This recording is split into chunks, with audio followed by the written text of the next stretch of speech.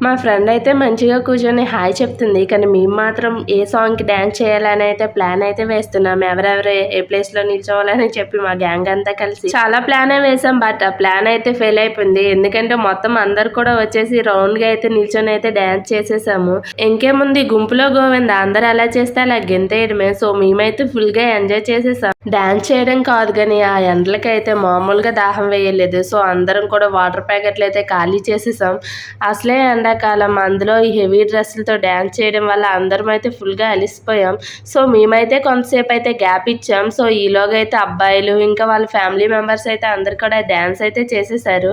అసలు వాళ్ళ అమ్మమ్మ అయితే డ్యాన్స్ చేస్తుందని అనుకోలేదు. వాళ్ళ అమ్మమ్మని కూడా లాగేశారు డ్యాన్స్లోకి. తనైతే చాలా బాగానే చేసింది.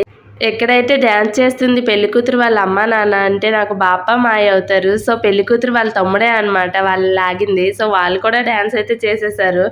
అస్సలు ట్విస్ట్ ఇక్కడే ఉంది చూసారా, పెళ్లికూతురు వాళ్ళ అమ్మమ్మ అనమాట. డ్యాన్స్ అయితే చాలా బాగా చేస్తుంది కదా. మీకు నచ్చి